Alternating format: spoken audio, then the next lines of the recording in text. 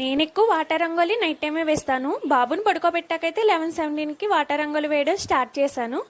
Next day అయితే మా బావది morning shift, అందుకని తనకైతే లంచ్ బాక్స్ అయితే ప్రిపేర్ చేస్తున్నాను.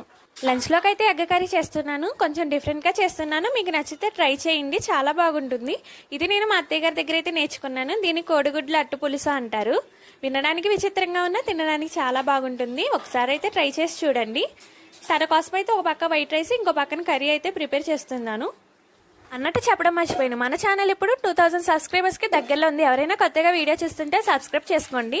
అలాగే మీ అందరికీ మా అమ్మ అయితే థ్యాంక్స్ చెప్పమంది. చాలా మంది సబ్స్క్రైబర్స్ మా అమ్మ వీడియో చూసి సబ్స్క్రైబ్ చేసుకున్నారని తను చాలా హ్యాపీగా అయితే ఉంది. బటర్ పైన అమ్మ పేరు రాసి రంగోలీ వేశాను. అది మీరు చూడకపోతే ఒకసారి ఛానల్లోకి వెళ్ళి పాపులర్ వీడియోస్లో చూడండి, ఫస్ట్లోనే ఉంటుంది. మీకు ఈ వీడియో నచ్చితే ఛానల్ని అయితే సబ్స్క్రైబ్ చేసుకోండి. అలాగే లైక్ చేయండి, షేర్ చేయండి. థ్యాంక్ యూ ఫర్ వాచింగ్ యోధా టాక్స్.